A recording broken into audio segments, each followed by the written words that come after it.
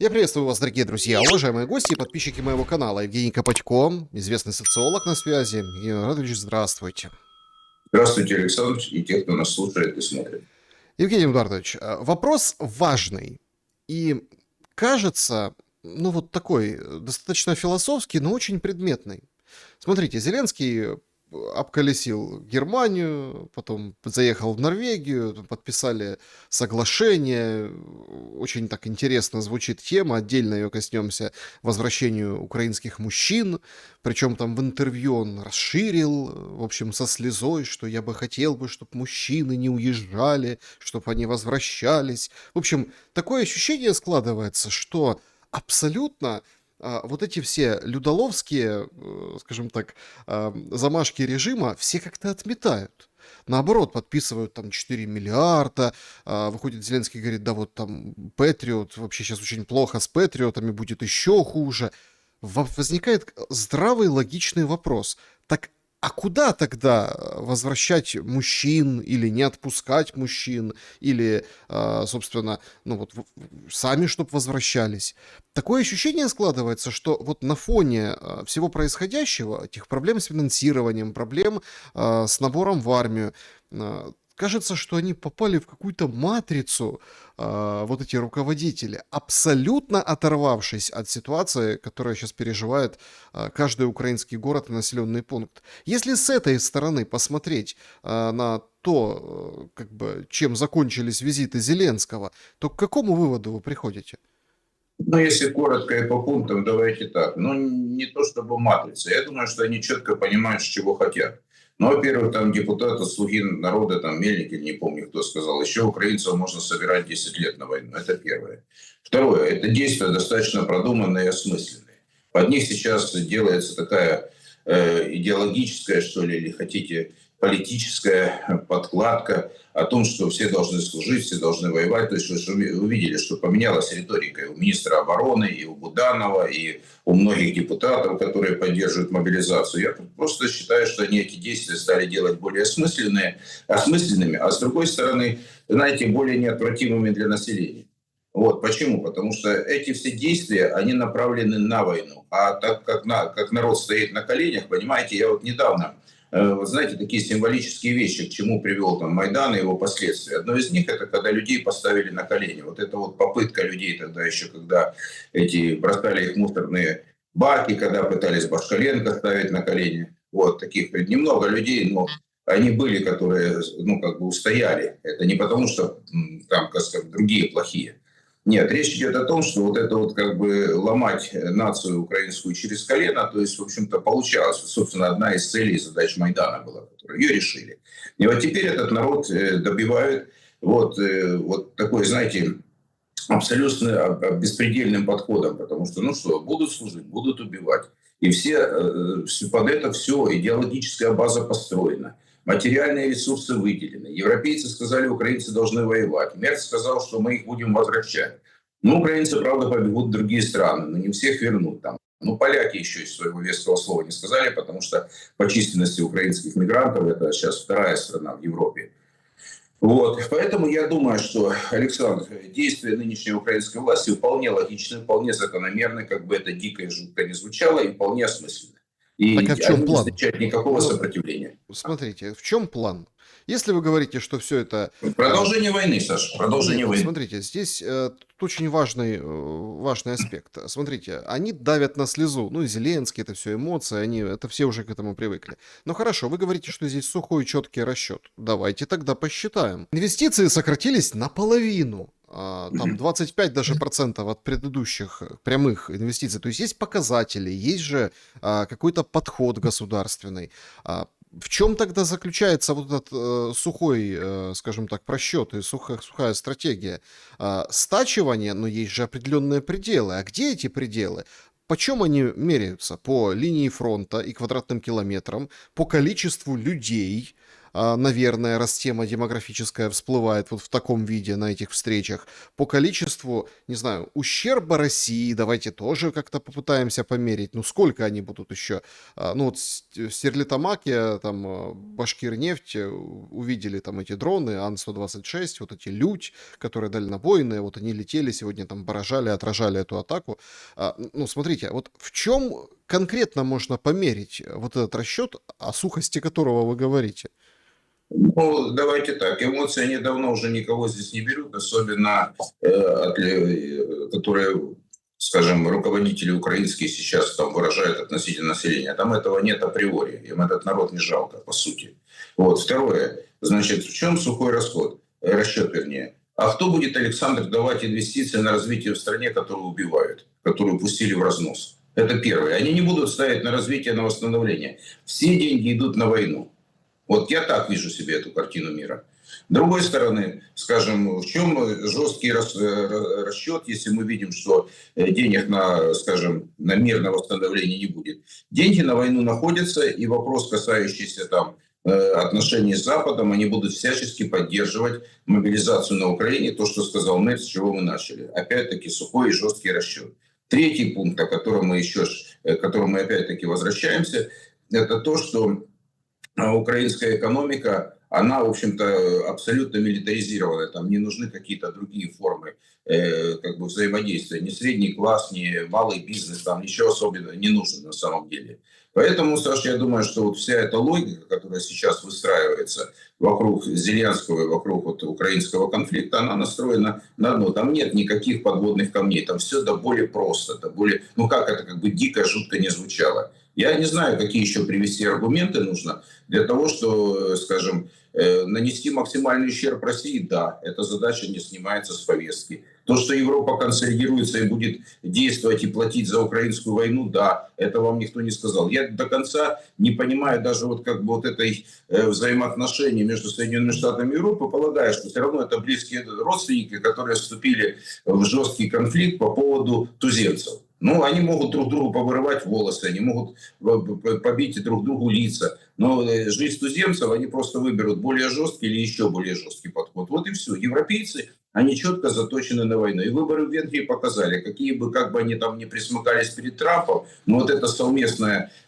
усилия, которые вышли за рамки одних выборов в одной небольшой стране, показали, насколько это удар по Трампу очень серьезный. Вот вам Европа, какой-то. Почему мы ее недооцениваем? 30 триллионов ВВП Европы – это огромный ресурс. Это третий после, по сути дела, Соединенных Штатов и Китая. И когда там многие эксперты говорят, что это там загнивающий, там умирающий, там, ну, это все ерунда, полная ерунда. Это будет, они за счет этой войны, за счет антирусских действий, они будут консолидироваться, это у них цель. Они под это будут милитаризировать сознание населения. У них есть цель, нужно истребить и уничтожить Россию. Это однозначная позиция, другого нет. В заявлении я ничего не придумаю. Это заявление немецких, английских, вернее, британских, там, прибалтийских политиков и так далее, что нанести стратегическое поражение России, и пока Украина выполняет эту роль, она будет существовать там. Вопрос заключается в другом. Мы действительно очень много времени с вами тратили на том, с Зеленским, без Зеленского, там, коллективное управление, индивидуальное, внешнее, внутреннее, не имеет никакого значения, по большому счету. Поэтому все очень жестко. И, как показали, кстати, заявлений много, может быть, эпатажных, но избирательная кампания в Венгрии показала, как жестко, четко и внятно они вынесли Орбана. Я пытался Подождите, говорить... постойте, Орбана вынесли, но дело-то его живет. Ничего там не живет, Саш. Так, ничего там не давайте живет. тогда поговорим об этом. Ну, подождите, Мадяр четко говорит, будем покупать нефть у России. Значит, по поводу Ющенко, извините, перебью, победил на выборах в 2004 году в третьем нелегитимном туре, и первый визит поехал в Москву к Путину. Ну и что? А движение в НАТО началось. Но вот эти символические вещи, они неинтересны, они сейчас даже выглядят нелепо. Эти люди добились главного, они нанесли удар очень серьезный по Трампу. То есть человек пошел, вот вам, вот в сухом остатке. Человек там, Венс, Трамп говорил буквально до дня выборов, мы за вами, венгры. Мы за вами, мы вам там золотые, там не знаю что-то, золотые условия предоставим. Европейцы сказали до свидания. Украинцев подтвердили, или угрозы личной жизни Орбану. Ничего не повлияло на этих товарищей, правда ведь? Ну о чем мы с вами сейчас говорим? Они на самом деле, в принципе, технично, вопреки Трампу, вопреки этим желаниям американцам, они взяли и просто тупо вынесли, вот если совсем на сленге, тупо вынесли Орбана и показали, как и технично, с огромным разрывом, но от справедливости ради надо сказать, те люди думали, что он как-то сможет выиграть, а почему здесь много дискуссий было, там и здесь, и там. Вот. Дело в том, что у Орбана уже американцы 3 месяца назад, это все в открытом доступе, аналитику давали. Трамп должен был приезжать перед выборами. Но уже тогда американцы сказали, есть риск проигрыша. Они очень серьезные ребята. Мы не склонны вот эти эпатажные заявления, но за ними стоят специалисты, которые работают по странам. Я не устаю это повторять. Вопрос, могут ли они воспользоваться теми знаниями, теми данными, теми возможностями, там, политическими, разведывательными, там, экономическими, неважно. Могут или нет. По Венгрии в полном объеме. Американцы просчитали ситуацию. У Орбана там шансов не было. Я социологию смотрел, там пока конкурентная среда. Пока, я скажу, это важно, с большой оговоркой, в Венгрии социология инструмент, который может отражать четко ситуацию электоральную. Потому что разные компании, там можно нанять маркетологов, там вообще люди могут просто из третьей страны провести опрос, и не будет большого количества отказников. Это не украинские сейчас опросы, где закрытое общество, и меньшая часть общества попадает под опросы. А там наоборот, мобилизация, огромное население, под 80% явка. Саша, это серьезно. Там, где манипулятивные технологии, на мой взгляд, это они цыган, там, ромов подтянули там 400 или 600 тысяч. Вот это серьезная технология. Но там же работали американские технологии, там работали европейские. То есть, как обычно на выборах, как и на Украине были в незапамятные уже времена. Работали всякие. Французы, американцы, кого там только не было. Русские работали. Смотрите, там. тут же очень важен момент сейчас. Фактически, Мадьяр, он же из Фидеса выходец. Понятно, что Ну и его что? связывают с Соросом, что это все, теперь Сорос возвращается, победа. Удар по Трампу я согласен, окей.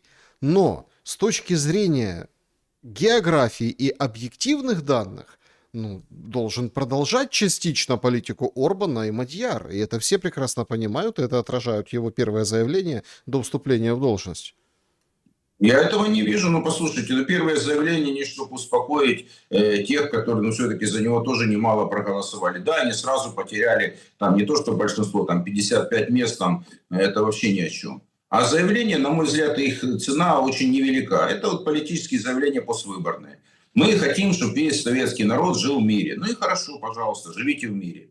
Но вопрос, касающийся того, кто там был, в какой партии состоял, извините, все президенты Украины, кроме Зеленского, были члены КПСС. Ну и что? Я вам приведу пример. А тут и человек там молодой, 45 лет, там был, скажем, обласкан судьбой, там в достаточно молодом возрасте стал знаковой политической фигурой, потом конфликт там личный и так далее. Можно рассматривать сколько угодно, мы не будем людей грузить этой всей историей. Но конфликт лично, забывают люди это, какой партии были. Наоборот, становятся ярыми противниками. Сдают самые слабые места того же Орбана.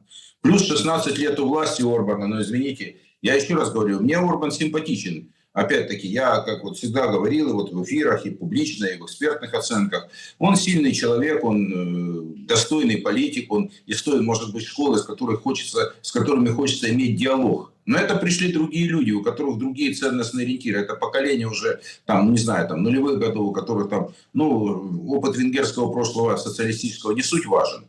Но, тем не менее, скажем, задача — это новое поколение 40-летних, которое приходит во власть. Они другими живут, у них другие парадигмы жизненные, понимаете? То есть, все по-другому складывается. То есть мы же видим, что Венгрия в конечном итоге будет стремиться и тянуться к тем ценностям Западной Европы, мигранты, вот это вот все, скажем так, вот эта вся повестка либеральная, плюс рост цен, естественно. Не факт, Саша, не факт. Поляки там тоже стоят в Евросоюзе и НАТО.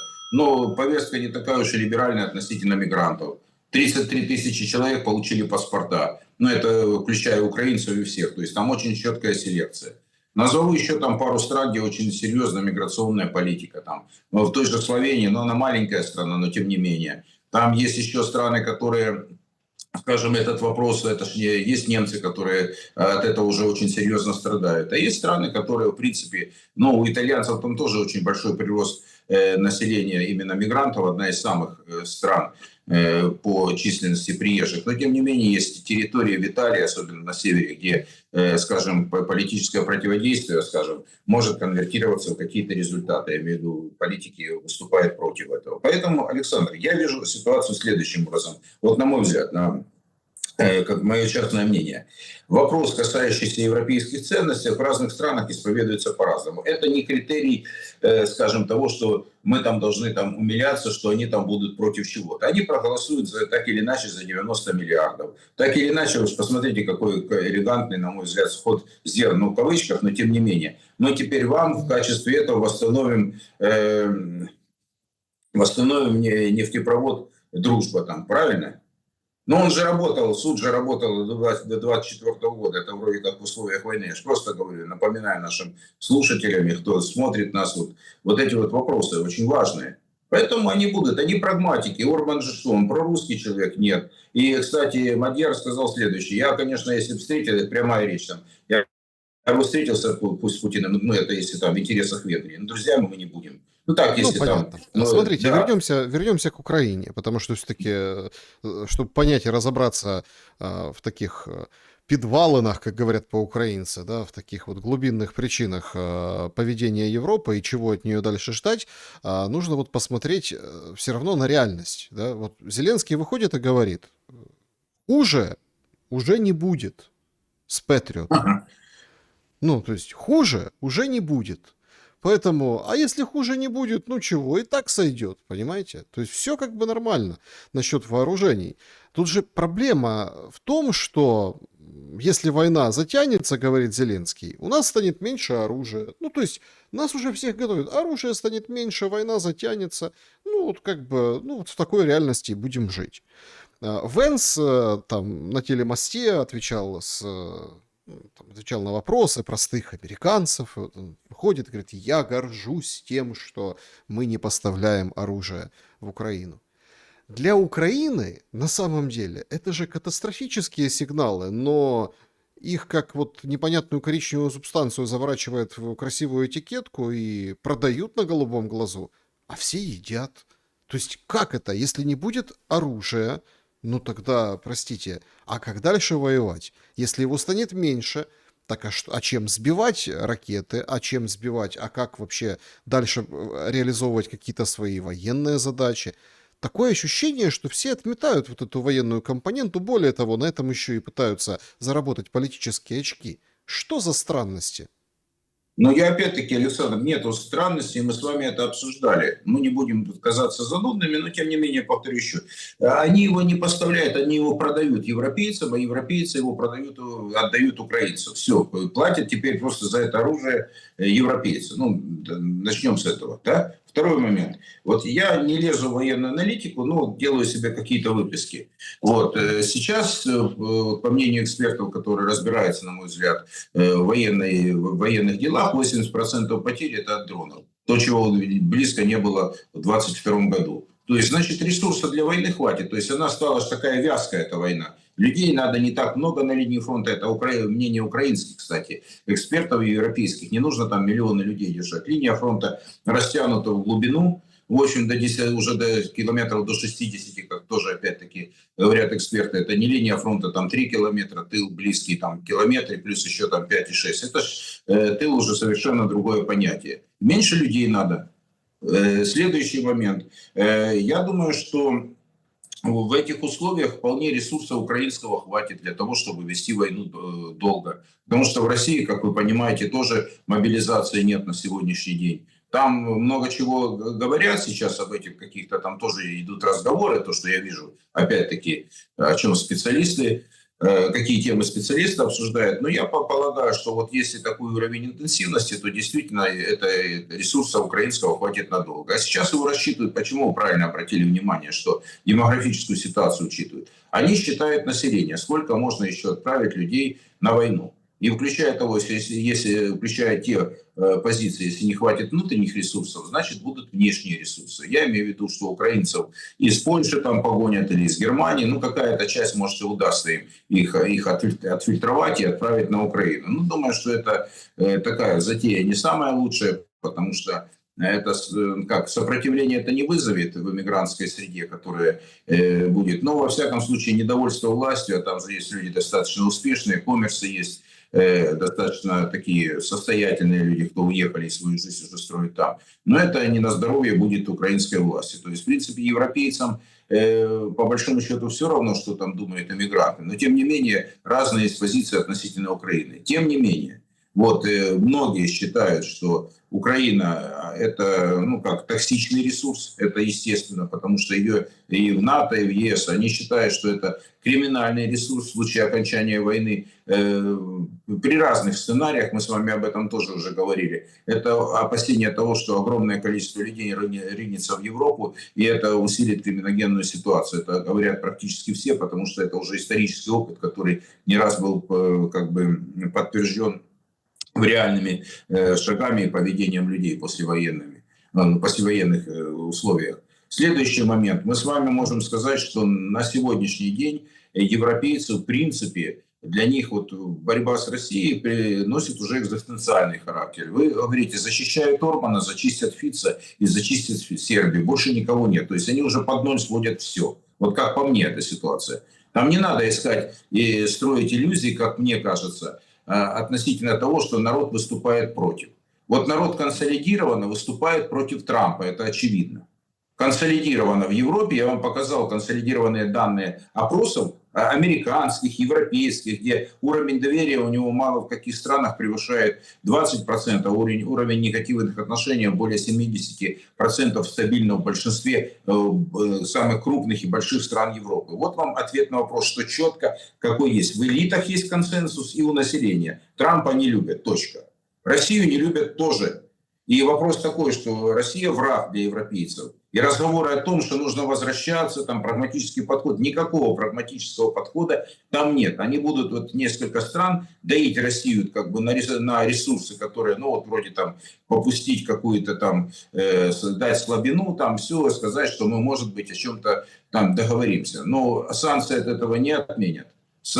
Скажем, усилия, направленные на милитаризацию европейского сознания, никто не отменит. Помимо того, что хотят возвращать украинцев, мы же с вами видим практически каждый день, что в Германии, в Польше, там, в других странах происходит.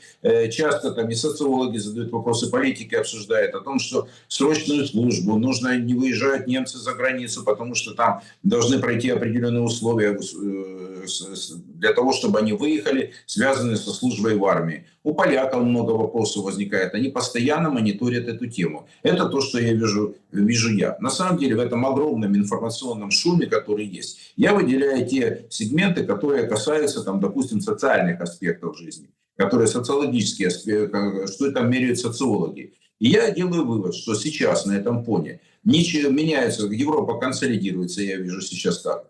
Американцы не будут там закрывать НАТО, потому что они там доминируют. И пример очень простой. Они заставили европейцев практически всех платить больше на оборону. Там испанцы еще так упираются, другие, но в принципе американцы достигли этой цели практически. Или достигнут в ближайшее время, если там не случатся Давайте, какие-то катаклизмы. смотрите, давайте вот по порядку. Мы сейчас поговорим, там, например, вот мне интересен вот тогда вот такой треугольник: Россия, Европа, США. Значит, Лавров выходит и говорит о том, что, в общем, какая стратегия, да? Америка сваливает войну в Украине на Европу для того, чтобы развязать себе руки и заниматься Китаем. Но в то же время Россия, в общем-то, придерживается духа Анкориджа. Ну, это так я от себя, он там сказал, анкориджские договоренности, они как бы есть, в целом их придерживаются и, в общем, готовы к переговорам с Вашингтоном по Украине вот в любой момент. То есть, ну, когда надо, тогда и готовят. До этого он говорил, что есть, извините, там, скажем так, неформальные контакты. Сейчас Дмитриев колесит, то Америка, то Абу-Даби, но это все отметают, что это не про Украину, это про двухсторонние отношения. То есть мы видим одну сторону этого неравнобедренного треугольника, то есть американско-российскую. Есть другая, американско-европейская.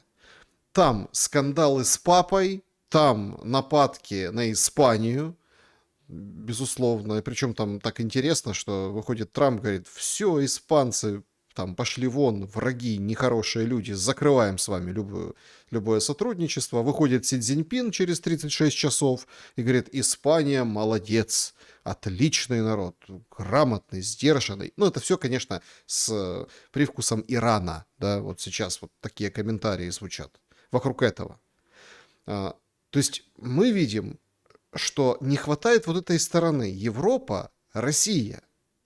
И эта сторона в этом треугольнике, она как-то все равно так или иначе подвязана под Китай.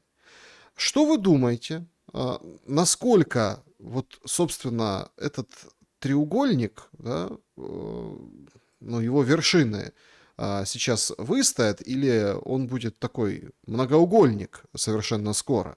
Потому что давайте честно, ну вот без непосредственно там Китая Европе будет очень тяжело. А Китай, им занимается Америка. В Иране многие говорят, что это в принципе это то, что происходит с этими перекрытыми, неперекрытыми, недоперекрытыми Армузским проливом и кораблями, да, танкерами, супертанкерами. Это все исключительно для Китая, и все должно как бы очень красиво сыграть на встрече Дональда и Си, которая будет 15 мая. Ну, по крайней мере, планируется. У кого какие цели? И самое главное, где здесь у Украины есть шанс завершить активную фазу боевых действий и выпетлять из этого ада, в котором мы находимся? Ну, допустим так, может, у Украины у кого-то есть такие намерения отпетлять, как говорится, да, но у европейцев таких намерений нет, чтобы Украина вышла из этого конфликта, я так вижу. Если вы говорите в сторону треугольника, где отношения Европы и России, на мой взгляд, опять-таки, Александр, там железный занавес, там, скажем, в принципе, никаких шансов на установление вот сейчас, на здесь и сейчас, хотя бы остановить вот те негативные движения в сторону конфронтации России и Европы, я не вижу ни одного признака. Так что, И война поэтому, будет? ну, слушайте, когда, вот знаете, вот картинка, опять-таки, я люблю аналогии.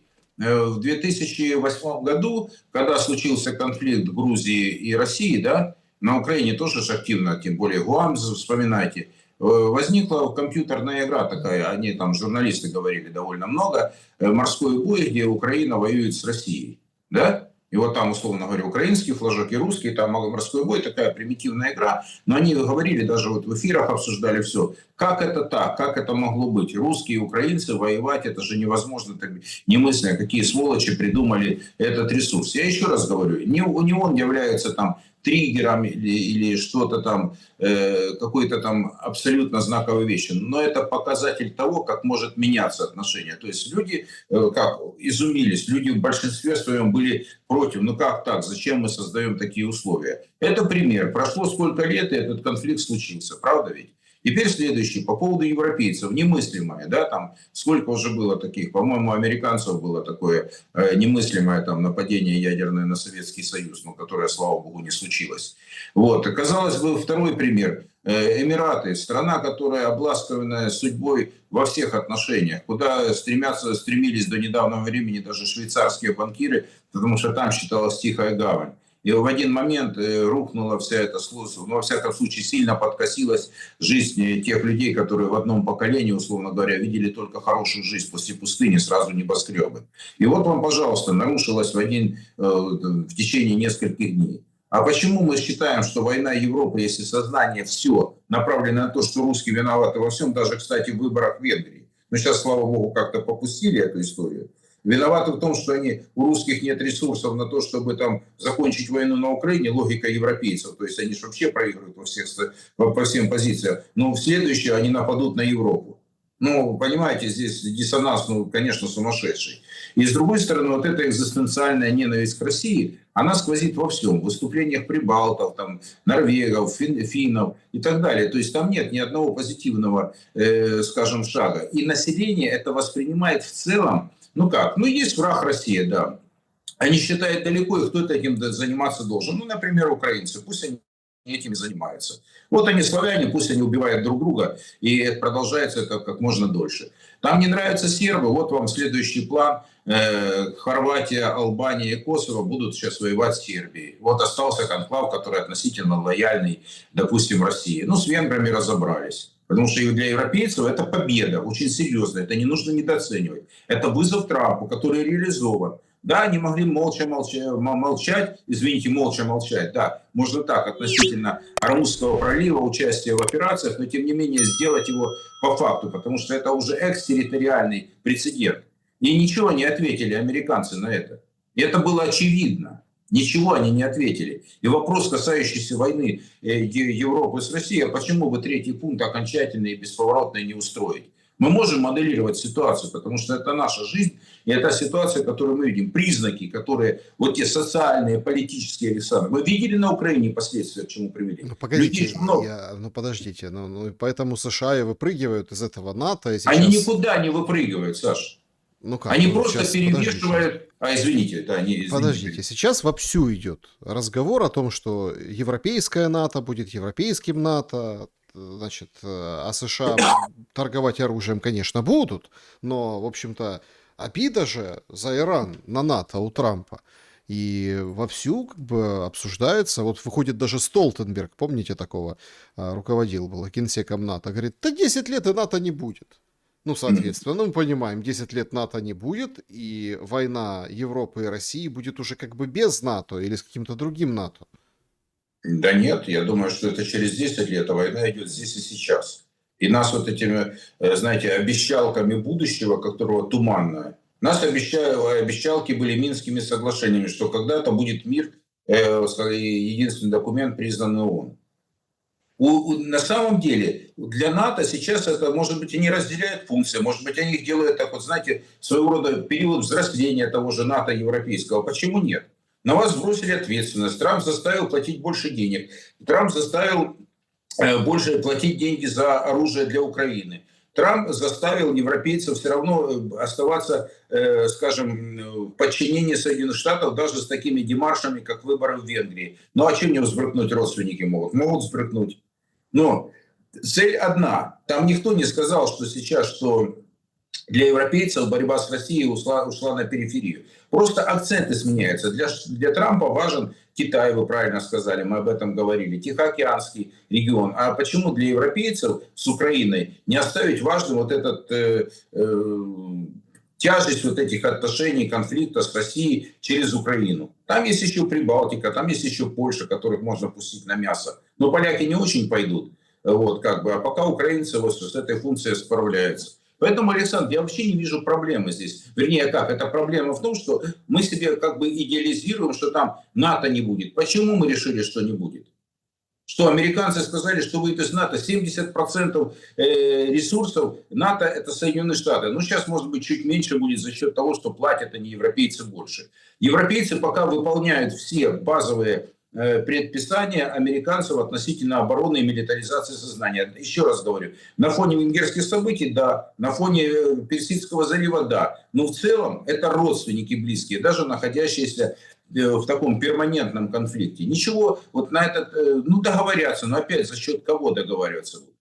Я считаю, что пока рано списывать вот этот альянс, да, он находится в кризисе, да, есть проблема очень серьезная. Да, есть нелюбовь к Трампу, но опять-таки есть и иллюзия того, что, или идея того, что, вот, скажем, у того же Зеленского, европейцев, пережить венгерские выборы, это знак 1-0 в пользу, скажем, европейцев. Теперь дожить до 3 ноября, до выборов в Конгресс, где Трамп с таким раскладом проиграет. Но там проблема в другом. Еще не факт. Вот здесь я скажу, если по венграм мне было достаточно давно понятно по тем признакам, которые я видел, что там с Орбаном не очень все хорошо складывается, при том, что я не то, что хотел ему поражение или все, я объективно старался смотреть.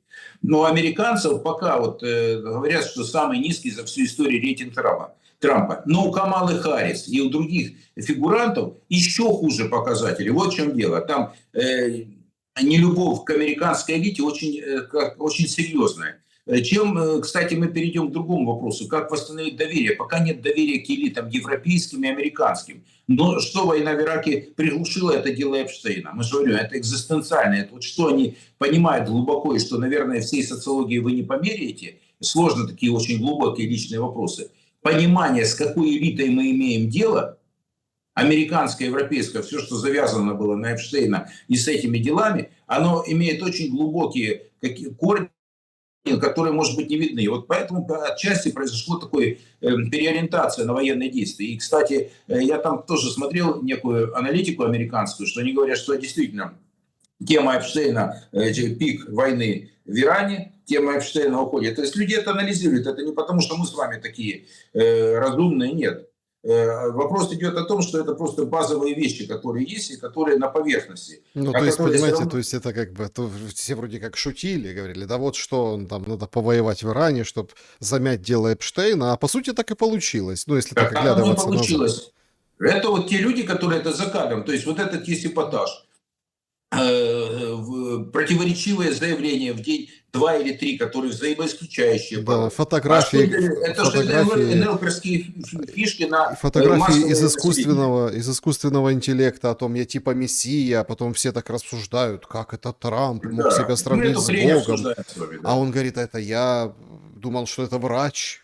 Мгм. А потом говорят, да нет, надо уважать. Выходит этот спикер Джонсон, ну, парламента их, да, Конгресса, говорит, надо сказать Трампу спасибо, что он убрал это, удалил. Спасибо за то, что удалил картинку, которую сам сгенерировал и выставил, чтобы это все вот это вот мусолили, параллельно с войной, ну, такой вербальной, да, с папой римским, как слабым папой. То есть вы понимаете, как это все работает? Если честно, кажется, что это, вот я там сравнивал с «Матрицей» с какой-то, да нет, это дурдом чистой воды. То есть они создают какую-то историю рукотворно, потом снимают на этом как бы пики, охваты популярности, упоминания себя, а потом это все дело сливают. В общем, вот так вот это все делается и работает. Но если вернуться все-таки к вопросам внутриукраинских проблем, Евгений Эдуардович, ну вы можете как-то понять, помочь разобраться, да, нам понять, а что это за танцы вокруг Буданова, который говорит, ой, какие непопулярные вещи. И про московский патриархат, что его не существует, а УПЦ это отдельная церковь юридически. И дроны, говорит, это мы пользователи, у нас ничего своего нет. Да и там на Пасху пришел с женой, вытирали там друг дружку святую воду. И вот такие интервью Блумберга, где инсайдеры разные там говорят, ох, очень напрягся Зеленский, когда он говорит, что Буданов говорит, что Зеленского не боится, мол, я герой Украины, чем мне бояться? Я говорю то, что думаю. Я не шел в политику, это политика ко мне пришла. Это нам показывают эту историю. Это вот точно такие же, скажем так, театры теней или там петрушки, кукольные марионетки, да, чтобы мы это обсасывали, обсуждали. Ну, как Трамп с этой фотографией, которую я потом удалил, и все должны были поблагодарить, что он удалил. Смотрите, Александр, давайте так. Вот мы сами потратили время нашего эфира на несколько минут именно на картинку Трампа. Вот, понимаете, это как иллюстрация, абсолютно право, это подтверждение ваших мыслей. Относительно Буданова я позволю себе сделать такое наблюдение. Это серьезный пиар, очень грамотный, очень четкий, очень внятный, в отличие от того же Залужного. Давайте так, вот я буду сравнивать, наверное, какие-то, ну, в принципе, мы же в профессии с вами давно, мы понимаем какие-то, опять-таки, видим признаки, да, системной работы. По Буданову работает системно, качественно и эффективно. Вот я вижу так, это мое мнение, вот на сегодняшний день. Следующее, вот эти все, как говорим, картинки, они реальные, он реальный человек. Он не какой-то придуманный там Гуайдо, там какой-то был еще кого-то там называйте, каких-то там, господи, там, при этих белорусских оппозиционеров, то есть как бы брать, которые, ну, совершенно какие-то такие неинтересные персонажи. А он человек с историей.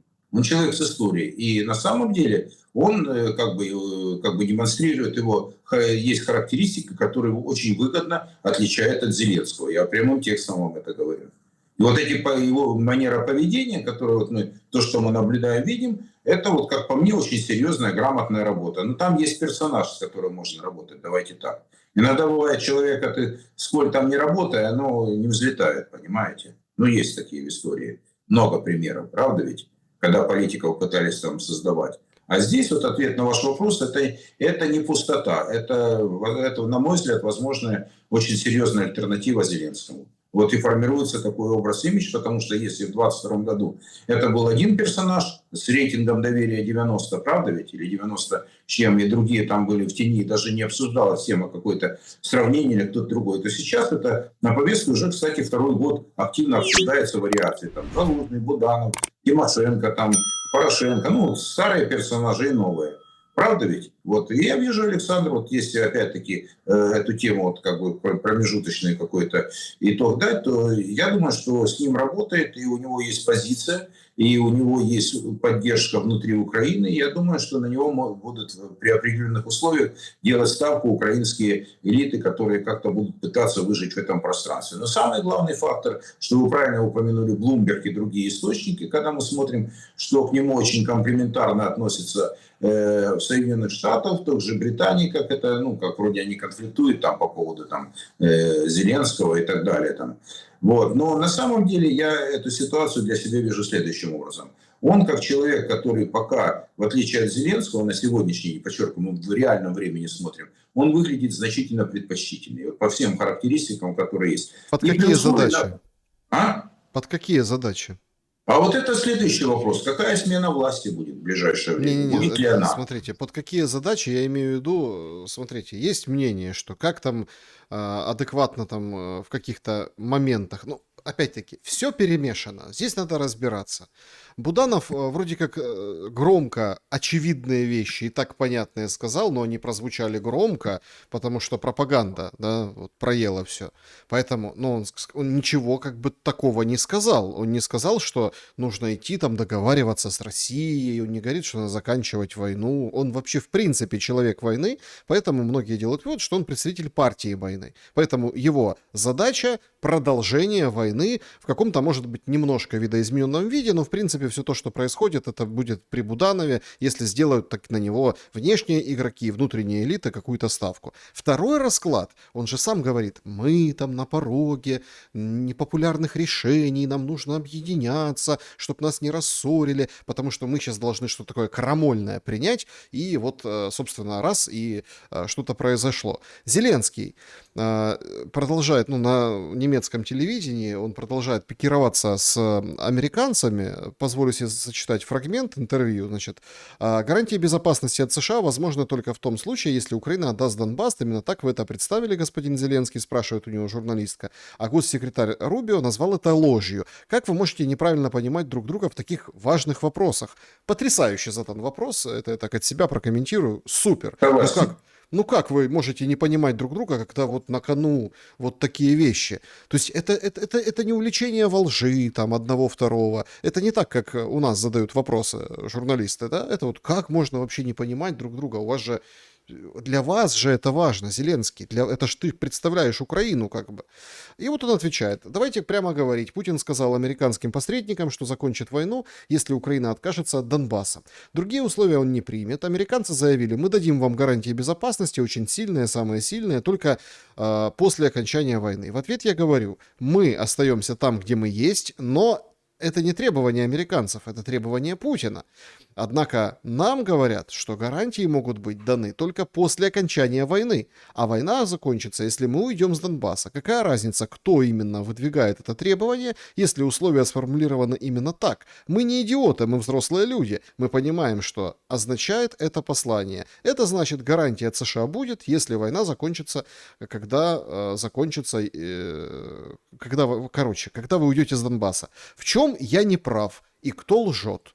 Вот так он ответил на вопрос журналистки. Понятно, что журналистка не стала ему отвечать на вопрос, кто лжет, по поводу лжи, потому что он сразу втягивает вот в это. Вот в это. А на вопрос, по сути, он не ответил. Как вы можете не понимать друг друга? Но он фактически заявил, что все друг друга понимают, но Зеленский отвечает отказом. Так вот, что это за страшные времена, о которых говорит Буданов, и под какие задачи Буданов, раз вот так себя ведет Зеленский? Ну, вы знаете, ну, опять в очередной раз вы подтверждаете эту мысль, что если бы американцы хотели, это не сослагательное наклонение, это утвердительное, если хотите. Если они захотят, они уберут Зеленского в один момент. Точка. Альтернатива уже есть в лице одного, второго, третьего. Многие вздохнут с облегчением. Вот почему они не понимают. Да, они понимают, о чем идет речь. Они играют доброго и злого следователя, на мой взгляд. Американцы занимаются той же ерундой. Разведданные не поставляют Украине, поставляют. Война идет, оружие продают, продают.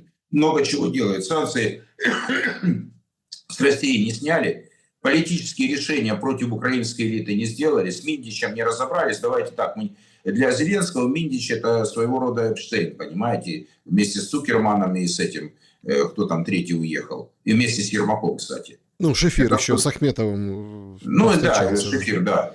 И я вам хочу сказать, что вот вам ответ на вопрос отчасти. То есть Зеленский тоже ответил, да, мы понимаем, о чем идет речь. Они тянут волыну, как тянули они, извините, Минск-1, Минск-2. Они тянут. Если бы они хотели решения, они бы уже давно решили этот конфликт. И вопрос не в Донбассе. В тех 20% территории, как говорят аналитики, эксперты, кто знает, которые остались за это. Другое, в статус Украины, ее будущее, с кем договариваться. Вот этого пока нет, Александр. Другое для разговора, на мой взгляд, для бедных. И поэтому разговор с Рубио, конечно, вы сами ответили, Александр, на вопрос относительно того, кто врет. Рубио четко сказал, вопрос не в Донбассе. Зеленский начинает крутить эту историю, но ему позволяет эту историю крутить. Тебя не ставят перед фактом. Вот мне задавали вопросы, а как вот можно было поменять, поломать доску? Вот, допустим, снесли Януковича, да, в феврале. В мае провели выборы, там месяц поруководил исполняющий обязанности с непонятным статусом президента, ну чуть больше на самом деле. Это получилось, назначили выборы, договорились с третьими странами, полностью перевернули эту, ну все, и что получилось дальше? Вот так и будет сейчас. Я еще раз говорю, сейчас игрушки идут такие, что Зеленский может себе это позволить, потому что ему разрешают. Вот мое мнение такое, оно пока не поменялось. И Рубио, да, они, наверное, играют в эту игру перед русскими, потому что вы опять вспомнили там Лаврова, даже Лаврова. А где же, говорит, дух Анкориджа? Ну, понимаете, я здесь не хочу быть, условно говоря, там какие-то диссидентские мысли бросать. В той или другой стране неважно просто, понимаете. Есть вещи, которые остались за кадром.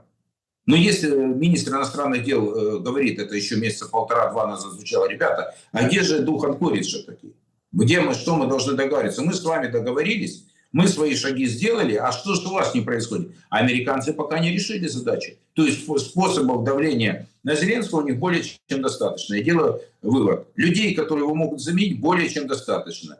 Груз прошлого, который висит в деле Миндича и разворовывание огромных миллиардов средств наличкой, а мы же не забываем то еще базовая информация о том, что американцы поставляли много лет наличку на Украину, правда ведь?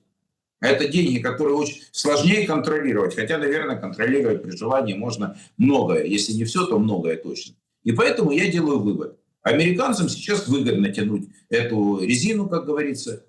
Вот, и вот они это продолжают делать. Они делают вид, что они решают, что они там озабочены, они озлоблены, они там что еще как-то проявляют неудовольствие, и все. Ему позволяют быть таким. Вот и все. Это мое мнение.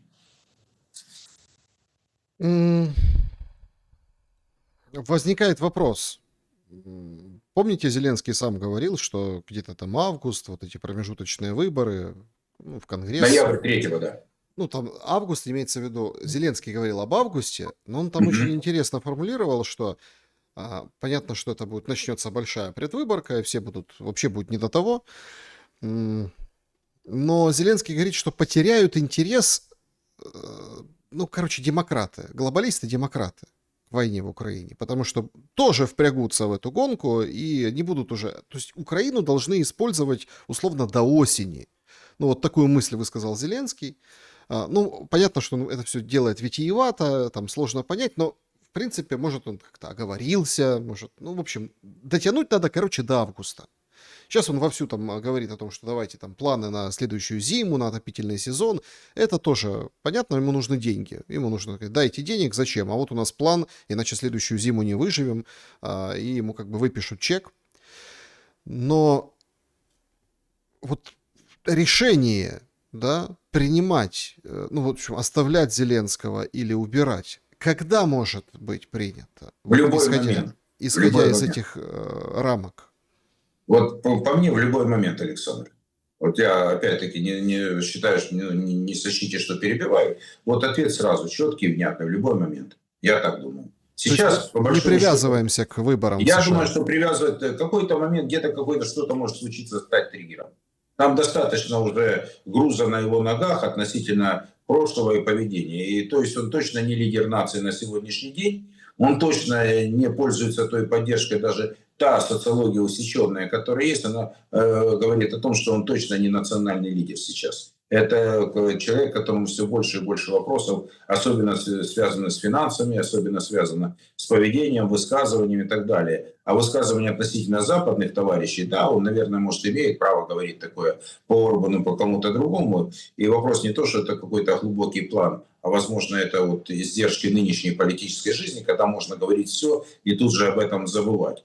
Но я считаю, что сейчас, по большому счету, для украинской политики любое важное событие, там август будет, я не знаю, промежуточный выбор, Украина нужна будет Европе сейчас, потому что она пока не собирается разворачиваться в сторону России. Ну давайте эти вещи, мы с вами в начале эфира об этом говорили. То есть я не вижу признаков, по которым европейцы должны поменять курс. Если мы только увидим, собралась какая-то европейская там Хельсинская конференция очередная, без Соединенных Штатов, вернее, не очередная, а какая-то внеочередная, и сказали, ребята, мы что-то не так сделали относительно России, я утрирую, но давайте как-то разворачиваться. А тогда на этом месте возникает большой жирный вопрос. А тогда Украина нам нужна, она мешает или помогает? Конечно, мешает. Тогда мы обнуляем этот проект Украина, мы же не забываем, что европейцы называют Украину проектом, а проект имеет начало и окончание. Вот и сейчас этот вопрос, а вопрос персонажей политической их жизни, он тоже имеет окончание. Там, в века уходят немногие, скажем так, в историю, да? Я, кстати, с вами согласен вот в этом отношении. Вот это очень такая важная мысль, которую мы теряем, потому что в повседневном вот этом угаре вот этих потужничаний или каких-то, ну, откровенно трагедий, да, когда убивают людей, когда летят дроны, когда, причем и по России, и по Украине, и там жертвы среди мирного населения. В Украине больше, и это выпячивают. В России тоже немало, но это стараются так на жертвах не акцентировать внимание, поэтому, ну, мы примерно понимаем, когда летит дрон и врезается в дом, обычный многоэтажный, жертвы одинаковые. Ну, просто вопрос, сколько врезалось в дом и в количестве самих дронов. Я, кстати, согласен, что вполне вероятно, что в историческом разрезе, в истории, ну, просто, знаете, как бы вот будет идти хронология там событий, ну там Кучма, там Майдан какой-то одной строчкой, а дальше будет белое пятно и условно будет новая история там после какого-то конфликта и дальше Смутных пойдет. времен, да, после безвременья. Давайте мы начинали с людоловства, возвращения украинских мужчин. Ну тоже какой-то цирк. Ну, слушайте, сегодня вот сообщили СБУшники о том, что, значит, они двух помощников неких народных депутатов задержали. Каких депутатов не называют. В общем, они получали взятки, оформляли мужчинам, значит, за 16 тысяч долларов поддельные документы о том, что они непригодности, ну, у них какая-то, да, или вообще можно выехать по этим документам в Европейский Союз в обход пунктов пропуска, или без документов, просто провожали их туда, то есть занимались на этом, получали деньги.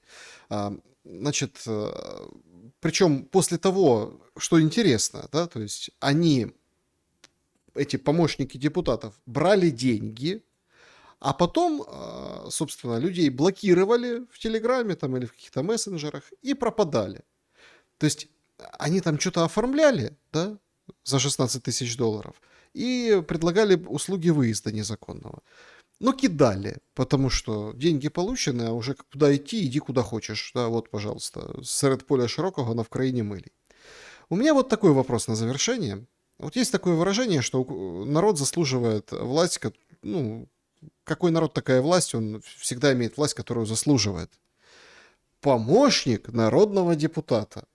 Какого там непонятно, ну ладно, помощники народного депутата кидают людей на деньги по теме выезда, как бы лепят липовые вот какие-то там непригодности и справки. Слушайте, ну а чего мы хотим? Мы так скоро узнаем, что, не знаю, там вообще сам Зеленский что-то мутит. То есть настолько эта волна идиотизма просочилась так высоко, что, наверное, и на вершине вот, пирамидона, на самой вершинке, собственно, мы уже об этом и узнаем. Что вот так сучились нравы, понятия, принципы, позиции, честь. Ну, я думаю, это не для этих времен эти характеристики, я вам честно говорю. А по поводу Зеленского, там ответили вам это, ну хорошо, в Израиле там запрос на выдачу Миндича, да, и Цукермана был, правда ведь? Ну и что? С израильской земли выдачи нет.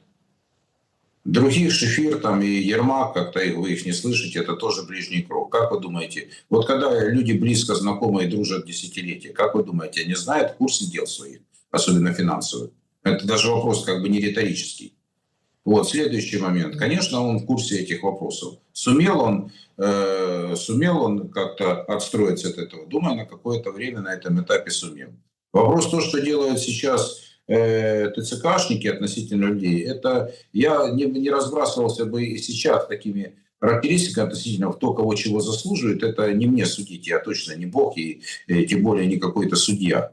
Вот. Вопрос заключается в другом, что это говорит о том, что этот народ, по большому счету, никому не нужен из этой элиты. То есть он просто, эти люди не нужны, это инструмент. Понимаете, вот тогда это любое последствие, я говорил еще в 2004 году, любое последствие Майдана, это будет не на здоровье для людей. Это будет еще не только я так говорил, многие говорили, мы с надрывом это говорили. Мы приведем к тому, что произойдет вот эта вот девальвация человеческих отношений, потому что нельзя за счет того, что когда вы вышли и снесли какую-то власть, причем легитимную, законную, что с вами не поступят таким же образом. Тут нет ничего, тут нет никакой морали, там правое, там белое, там оранжевое, белосинее, это все уже кануло в лету давно. Просто вот эта вот социальная деформация, социальное разрушение Украины, оно как бы вот мы просто ее очевидно наблюдаем. Вот это вот то, что происходит сейчас, это то, что, может быть, точка невозврата уже по многим позициям пройдена. В 2004 году была первая точка невозврата, в 2014 вторая, в 2022 третья. И сейчас вопрос вот этой драмы заключается в том, что первое место в мире, оно, кстати, было еще до первого Майдана, вернее, сразу после первого Майдана, просто эта тенденция была заметна по убыли населения. Сейчас первое место в мире по убыли населения Украины. Дальше этот процесс, его сейчас не остановить. Его просто не остановить. Это очевидные вещи. Не потому, что мы там страшилки или пугаем. Это та реальность, в которой люди живут. И человек, когда выбирает свое будущее, то есть у каждого есть горизонт планирования. Короткий, очень короткий, у кого-то длиннее. Не связывают многие жизнь с Украиной. Многие, которые уехали из 6 миллионов, мы с вами говорили, Александр, 1,5 миллиона, по данным уже европейцев, они уже хорошо осели, это имеется в виду из этой волны иммиграции, они хорошо осели уже в Европе. И другие осядут дальше. И вопрос, касающийся морали здесь, он не рассматривается. Вопрос, когда сломается эта история, когда это превратится в жесточайший кровавый конфликт внутри. Потому что это другая гражданская война. Русских уже выбили. Все, что касалось там с Москвой, уже выбили. А вот эта ненависть внутри этого социума, который вырос на Майдане, это победители Майдана сейчас находятся в глубочайшем кризисе, связан с ненавистью друг к другу, потому что и те за Майдан были, и те за Майдан. Других сейчас нет во власти. Вопрос заключается в том, что вы сказали, социальная справедливость, откуда она будет? Социальная справедливость там не для всех. И вопрос, касающийся отношения людей внутри, ненависть к этим нынешним лидерам, она абсолютная. Доверия нет. И на этом фоне, вот мы там касательно там, кого-то выдвинут, кто-то есть, и кто-то в этом не участвовал. Но точно не сейчас люди, которые в политикуме нынешнем. Кроме новых, вот скажем так. И я делаю вывод такой, что на сегодняшний день социальная деформация украинского общества, она продолжается. Общество держится только на силе. Общество держится только на страхе сейчас. Общество держится на части мотивированных людей, которые живут на войне войну. Вот это, пожалуй, самая сильная часть украинского общества, что создала война. Это очень, этот ресурс нельзя недооценивать. Это очень серьезный, большой. Ну вот как с ним распорядиться, я даже не имею представления ни малейшего. Мы не представляем до конца глубину и организованность этой силы. Потому что чему достигла Украина вот там при всех издержках Майданов, это горизонтальные связи, которые были между людьми. Они разные, они кривые были, они были не всегда ровные. Но, с другой стороны, от восторга до ненависти, вспомните Ющенко, мессия, да, и Ющенко самый низкий рейтинг из тех президентов, которые можно было с такой финал там за неполные там 5 лет буквально. Вот в этом мой ответ. То есть сейчас, по большому счету, мы находимся в ситуации, в которой видим, что любые действия власти, они не о народе. И они поведут себя так, потому что у них нет сопротивления, нет пока альтернативы. Как только она появится, стихийная или какая-то, вот тогда могут быть какие-то другие подвижки. Пока этого нет. Евгений Копатько был моим собеседником сегодня. Евгений Эдуардович, спасибо за время и мысли. Спасибо, Александр, тем, кто нас смотрел и слушал. Друзья, напишите в комментариях, что думаете, с чем согласны, с чем нет. Самое главное, берегите себя и друг друга. Добра и света. Увидимся.